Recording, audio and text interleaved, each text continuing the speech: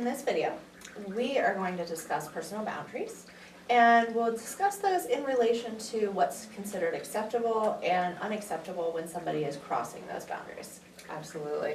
Because really everyone has decision-making ability over their own body. You get to decide what you're comfortable with and what you're not. But then that also means that you don't get to decide for somebody else. Right. Everyone has the right to decide what they are comfortable with for their own bodies and to set their own personal boundaries. Mm-hmm. And that's within relationships and not. You get to decide where someone touches you, when, under what circumstances. I mean, that's how personal body ownership goes. Right, because it's your body, you make the decisions, and you have the right not to be judged about what decisions you make. And you have the right to be comfortable about whatever decision you make and your boundaries, whether it comes to a situation of sex or sexual acts, or whether that's even things like handshakes or hugs. Mm-hmm, absolutely. Really what we're talking about here is consent. And consent is essentially permission. And in this scenario, consent is permission to interact with someone else's body. Right. And consent is something that it's a situation where a person says yes, but they still have the right to say no. And those things can change at any point. So if somebody said yes, and I'm okay with this, and then later maybe they're not so okay, they always have the right to say no and take back that consent. And the other person respects them enough to stop at that moment too. Absolutely. And again, within relationships, within families, no matter what, just because you're in a certain kind of relationship, even a marriage, doesn't mean that you don't still have that decision to be made. Sometimes people think, well, they said yes to this at one point, that means that it's always yes, no matter what. And that's not how it works. You have to be able to continually change your mind and say yes or no, or, and that no has to be respected. Right. And that consent has to be freely given, not something that a person feels like they're pressured into saying, or that the person is not taking no for an answer and makes you give into that question or that situation. It's somebody freely giving that yes and saying this is okay. Yeah, and that freely given, that's really the important bit. We're going to watch a little scenario, because if it's not a freely given yes, then it's coercion.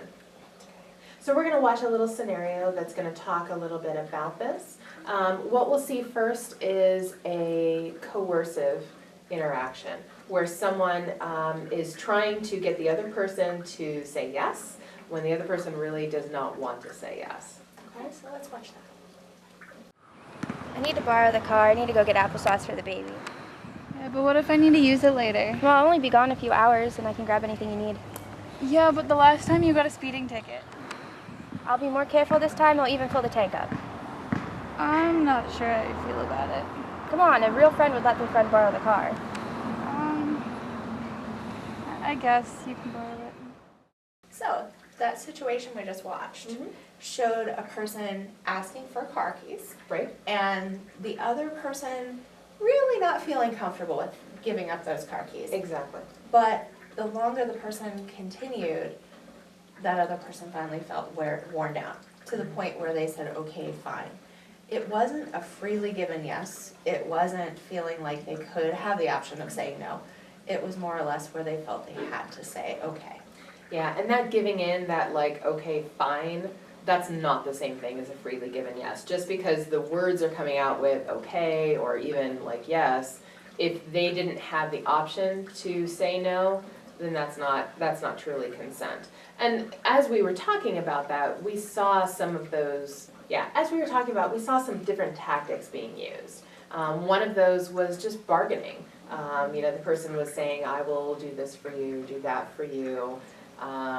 They were talking about like the other things that promises that they were making really to kind of bolster that reason. Although when they were making those promises and those bargains, people can certainly bargain, but instead of being in a way that would inform the decision, it was much more in a way of pressuring that decision, almost pleading with them, continuing to ask even after that person said, I don't think that's such a good idea. And did you notice that the reason that they were giving for, they were saying, well, I don't think it's a good reason for this is why, it's almost as if that reason was being made to be inconsequential. Like, that's not a reasonable feeling to have. Right. And when someone is asking you to do something, whether it's about your body or to borrow your car, you don't actually owe them an explanation. So it's not that you have to have a good enough reason not to do it. If you don't want to do it, that's okay. And we saw that person even finally getting to the point where it was like, well, if you aren't saying yes, then I'm gonna make you feel guilty about this decision. So we saw instead them capitalizing on that friendship, saying, you know, you must not be a good enough friend if you aren't going to give me the car keys.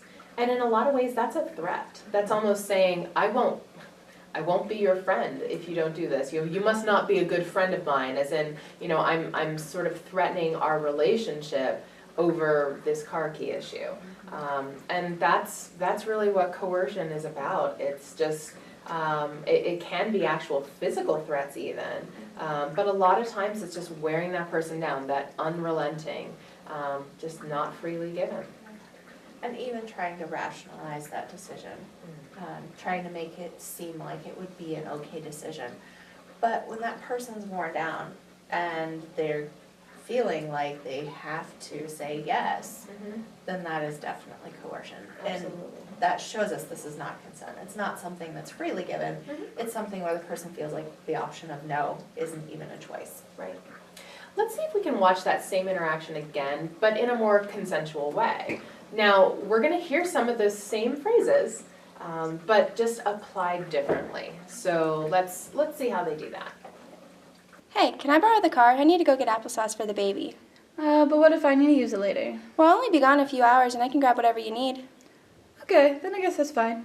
So we saw that new interaction, and we saw Much more some respectful. Right, we saw some of those same words being used even, but not in the same manner. Absolutely. Yeah. I think this time we saw less push, less pressure, more just informing the decision. And we did see some of that same, what before was bargaining, but in this it's really just informing their decision. This is why I'm asking you. This is why it's important to me.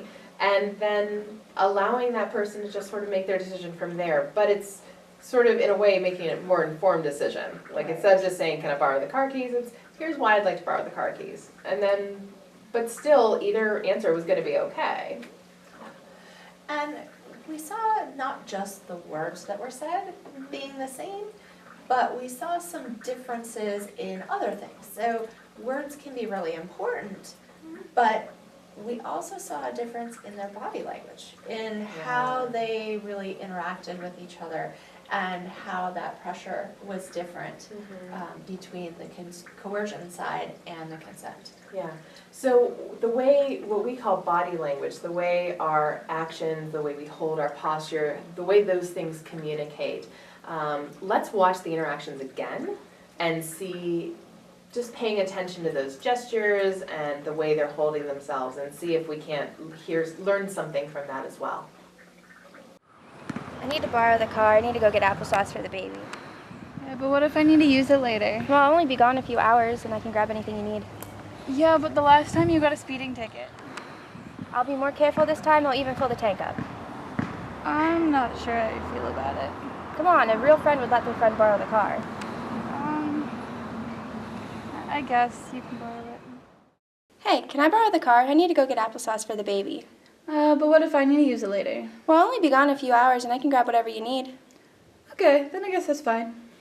Okay, so really, as we're just watching their bodies, even if we didn't have any sound, we can see how they're communicating their feelings. The person who, in the coercive side of it, when they were starting to become more pressuring, they're starting to kind of push forward, and it's sort of invading their space a bit. Right. They even became bigger, almost kind of like their chest was puffier, and just a bigger person to try to intimidate. Yeah, just a bigger dominating presence, like, well, I should get my way type of thing.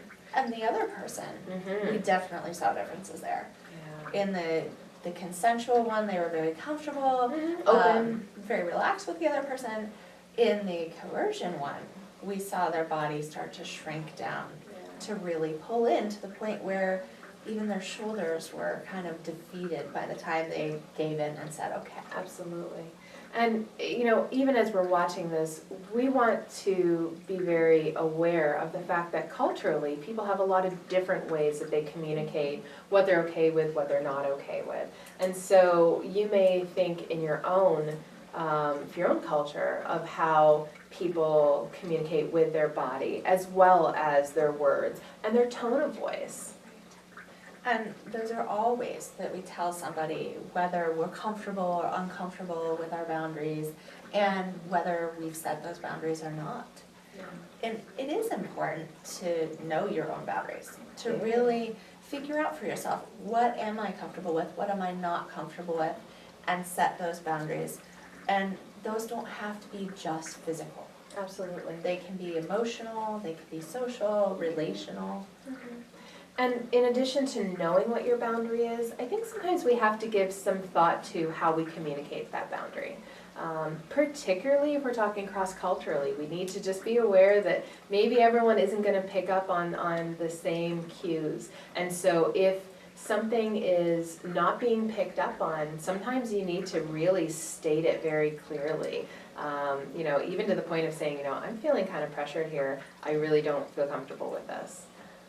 Sometimes we might feel like we're being a little rude, Mm-hmm. but in the long run, it's important for us to make sure that that boundary is set and to know that we are communicating that boundary too.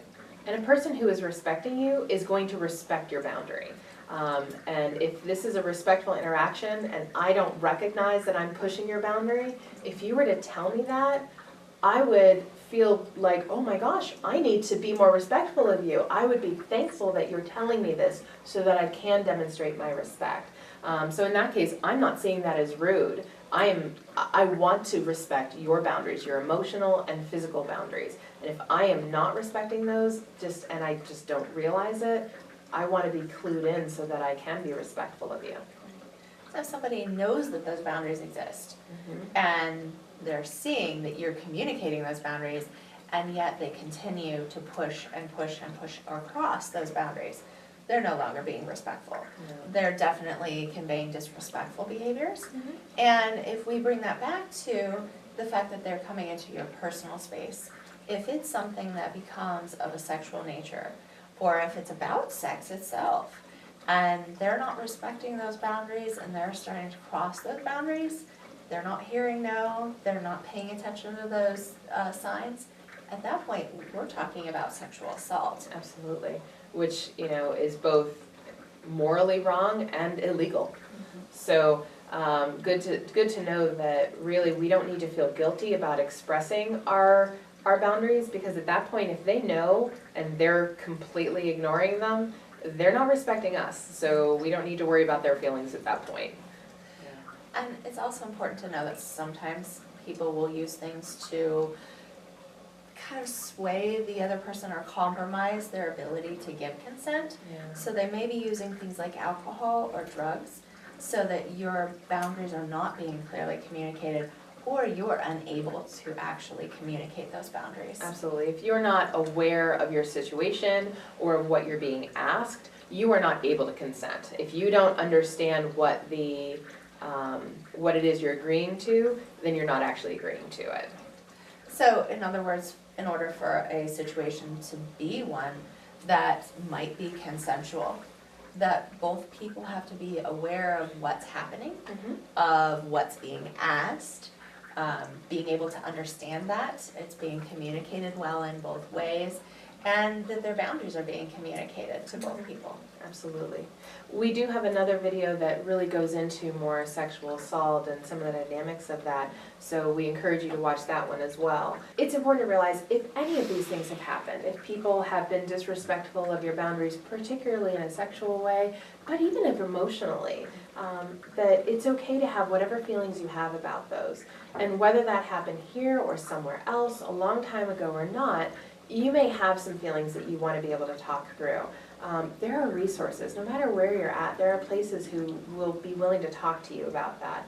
Doesn't need to be the police, but you know, talking about it and maybe seeing how those things are impacting you now, and just sort of working through some of those issues. So, all right, thanks. Thank you for being with us.